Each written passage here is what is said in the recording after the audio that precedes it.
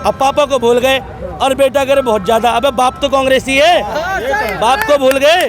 कांग्रेस के टाइम पर बेरोजगारी का इंडेक्स क्या था और आज क्या है? और दुनिया में लाखों हंसी, एक अकेला तो ही तो नहीं। अरे मोदी से बेहतर बहुत बड़े हैं। 2024 में फिर योगी मोदी आएंगे। वहाँ भी धर्म के नाम पे मरने को तैयार है, यहाँ भी धर्म के नाम पे मर रहे हैं। जनता बेरोजगारी भले ही झेल लेगी। अभी यहाँ पर 10 बजरंग दल के लोग खड़े हो जाएं और मेरे मुंह से थोड़ा सा गड़बड़ निकल जाए, अभी पता चल जाएगा कितने शान से जी रहे हैं।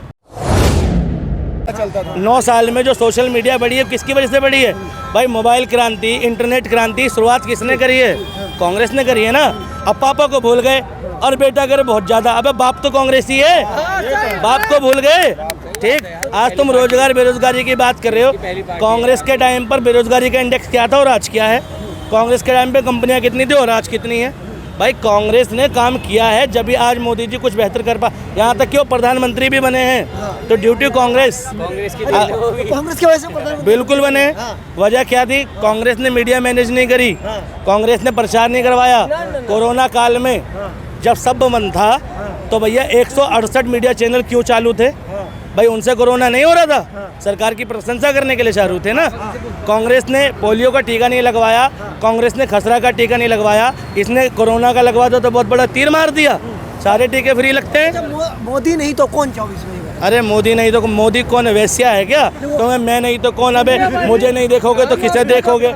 एक बार बताओ भाई, वो राजनेता है और देश में 140 करोड़ लोग हैं और हर आदमी में अगर एक प्रतिभा भी है, के बराबर कोई नेता ही नहीं है भाई। वही तो बता रहा हूँ, हर आदमी में अगर एक प्रतिभा भी है तो 140 करोड़ प्रतिभाएं देश में हैं। और मोदी गाना सुना ना तुमने, मैं नहीं तो कौन बे?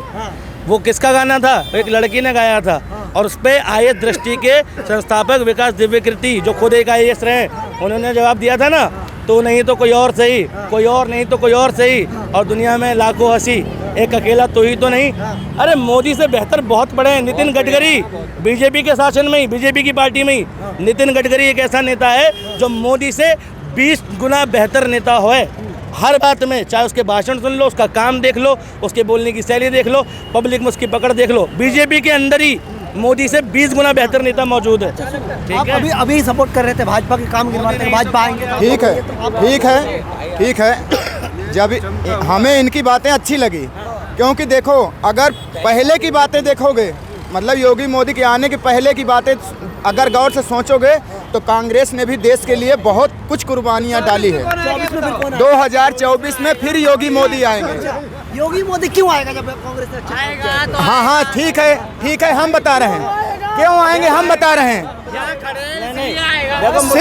सिर्फ मुद्दा एक है, सिर्फ मुद्दा एक है। जनता बेरोजगारी भले ही झेल लेगी, जनता लॉकडाउन भले ही झेल लेगी, चाहे जो कुछ होगा सब दुख झेल लेगी, पर इसके राज्य में गुंडागर्दी खत्म है। गुंडागर्दी सबसे बड़ी बात ये है। कह रहे गुंडागर्दी खत्म हो गया। नहीं, ये एक बात बताता हूँ, सुनो भाई, क्योंकि आप मुसलमान हैं इसलिए बीजेपी का विरोध करें ये भी ठीक नहीं। भाई एक बात सत्य है कि इस सरकार में जो गली गली जात के नाम पर जितनी बदमाशी हो रही थी वो वाकई में कंट्रोल हुई है, ये तो सच है, 100% सच है। गुंडई कम हुई है। पहले आप पुलिस को फ़ोन करो, आपका या किसी यादव से झगड़ा हो जाए, ठीक, आप पुलिस के फ़ोन करो, आप उतनी सख्ती से अपनी बात नहीं रख सकते थे। आज आप बिल्कुल झुग्गी झोपड़ी में रहते हो, कहीं भी रहते हो, पुलिस को फ़ोन करोगे। आप तो कह रहे हैं कि मुसलमानों को ज़्यादा टाइट किया जा रहा है इसी सरकार। भाई नहीं, सुनो, एक बात बता देता हूँ, कितने मुसलमान हैं? सुनो, मुसलमानों की बात सुनो। ऐसा है, मुसलमान टाइट हैं, लेकिन वो ड्यूटी योगी नहीं है। वो बता देता हूँ क्यों है। गली गली में बजरंग दल है, हिंदू रक्षा दल है। मेरी रिक्वेस्ट है योगी जी तक अगर बात जा रही है तो, कि योगी जी ठीक नेता है, मगर अगर ये संगठनों पे कंट्रोल किया होता ना तो शायद मुसलमान भी समझ रहा होता कि वो अच्छे नेता हैं। ठीक, इस देश का 17% आबादी जो है मुसलमानों की है। ठीक, योगी जी स्वयं उनके लिए बुरा नहीं चाह रहे, वो 24 करोड़ लोगों के नेता हैं, 24 करोड़ में मुसलमान भी हैं। ठीक, 2-3 कमियां हैं योगी जी में, जैसे अगर वो दिवाली की बधाई देते हैं तो उन्हें ईद की बधाई भी देनी चाहिए। हिंदू विशेष वर्ग विशेष के नेता नहीं हैं। ठीक, मुख्यमंत्री हैं सबके। लेकिन ये जो जगह जगह दल खुले हैं, इन लोगों ने थाना मैनेज करवाया है।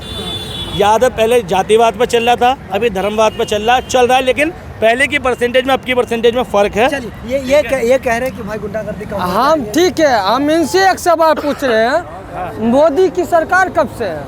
14 से भाई, 14 से। 2013 का और आज का 1 पॉइंट, 2013 का और आज का आप मैनेजमेंट कीजिए। 2013 में कितना मर्डर होता था और आज कितना मर्डर हो रहा है, पहला पॉइंट। दूसरा पॉइंट, 2013 में महिलाओं और लड़की कितना सुरक्षित थी और आज कितना सुरक्षित? इनका कहना है, जो बात सत्य है, 2013 से पहले कानून प्रशासन भी थोड़ा ढीला था, पर योगी मोदी के राज में कानून प्रशासन के पास अगर कोई भी अगर एप्लीकेशन लेके जा रहा है ना, तो उसके तुरंत उसका आरोप लग रहा है कि एक तरफा कार्रवाई करते हैं। एक तरफा कार्रवाई प्रशासन नहीं कर रही है। अतीक को खत्म कर दिया, लेकिन 4 गुंडे और पैदा कर दिए। नहीं, सुनिए, जब आप किसी का आदमी का नाम मत लीजिए, ठीक है? मैं लूंगा ना, क्योंकि ऑन कैमरा हुआ था मर्डर। कह रहे हैं, यही आरोप लगता है ना कि अतीक को तो मर्डर कर दिया, लेकिन 4 आप ही लोगों के भेष में तो गए थे वहाँ मारने, आप ही लोगों के भेष में तो गए थे मारने। आपकी जिम्मेदारी है। पत्रकार क्यों? पत्रकार अगर चाहते अहमद को गोली मारिए, देवरिया कांड फिलहाल देखिए क्या किया योगी ने, क्या किया देवरिया कांड वहाँ भी पता चल जाएगा क्या हुआ है देवरिया कांड में। खाली अभी 2024 का चुनाव आ रहा है, चुनाव के बाद सब पता चल जाएगा। अब ये बात कह रहे हैं कि यही तो आरोप लग रही है सरकार पे कि भाई सब एक तरफा कार्रवाई।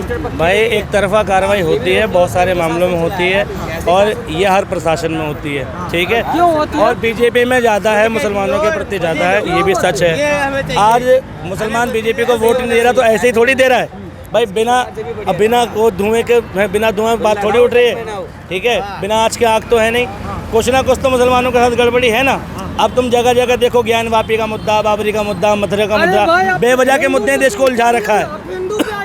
पहले इतने मुद्दे चल रहे थे, लेकिन कभी मीडिया में आते थे? नहीं आते थे ना, लोगों को इंटरेस्ट था नहीं था। अब एक राम मंदिर बना दिया, सबको मालूम है राम मंदिर बन रहा है, और ये मालूम है कि बीजेपी बनवा रही है, जो कि मूर्खता है। भाई कोर्ट ने आदेश दिया, इतने साल मुकदमा लड़ा, वो अलग बात है, बीजेपी ने कोर्ट भी मैनेज करा दिया हो, वो अलग बात है, लेकिन मंदिर बन रहा है। और ये नहीं पता लोगों को कि मंदिर बन रहा तो मस्जिद भी बनी है। भाई मस्जिद की जगह भी तो मिली है, ठीक, ऐसा भी तो सत्य है। लेकिन एक पक्ष मस्जिद का बखान नहीं कर रहा, लेकिन दूसरे पक्ष ने छाती ठोक रखी है, मंदिर बन रहा और मोदी ने बनाया। जो राम को लाए हम उनको लाएंगे। राम के आने का वर्णन वाल्मीकि रामायण में है, ठीक है, तुलसीदास जी की रामायण में, और भी बहुत सारी किताबों में। किसी किताब में अगर नरेंद्र मोदी का नाम दिखा दे ये पक्ष तो मैं मान जाऊँ, ठीक है? राम को लाए कहाँ से हैं, या योगी आदित्यनाथ का नाम दिखा दें, ठीक है? भैया राम को कोई नहीं लाया, और जो लोग राम के नाम पर वोट दे रहे हैं उनकी मानसिकता गड़बड़ है।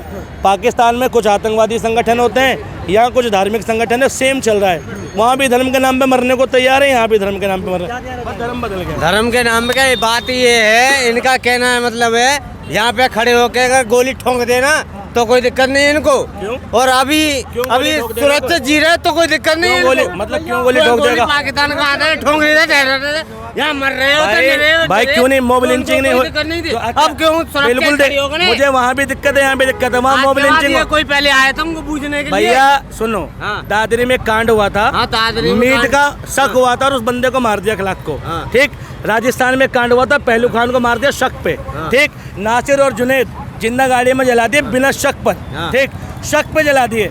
सेम ऐसा ही तो पाकिस्तान में होता है हिंदुओं के साथ, जैसा यहाँ मुसलमानों के साथ हो रहा है। शक पे ही तो मार देते हैं। ये तो कि भाई हमारे अल्लाह के खिलाफ बोल दिया, मस्जिद के खिलाफ बोल दिया, ले फूक दो से। यही तो गोली नहीं जा सकता ना, जी तो रहे शान से, जी तो रहे हैं शान से। कौन शान से जी रहा? मुसलमान शान से जी रहे हैं इस देश में। कौन नहीं जी रहा? कौन कह रहे हैं मुसलमान खतरे में हैं? मुसलमान भी हम जी रहे हैं। अभी यहाँ पर 10 बजरंग दल के लोग खड़े हो जाएं और मेरे मुंह से थोड़ा सा गड़बड़ निकल जाए, अभी पता चल जाएगा कितने शान से जी रहे हैं। कोई अभी सुनो, और वो गया प्रयागराज वाला, सुनो अभी बताता हूँ, मैं अभी बताता हूँ प्रयागराज वाला सीन। ट्रेन में जा रहा था मैं, ठीक, और बहस चल रही थी, अतीक अहमद भाई चल रही थी, प्रयागराज आ गए, अतीक अहमद का मामला है, तो उस पर एक बंदे ने बोल दिया कि भैया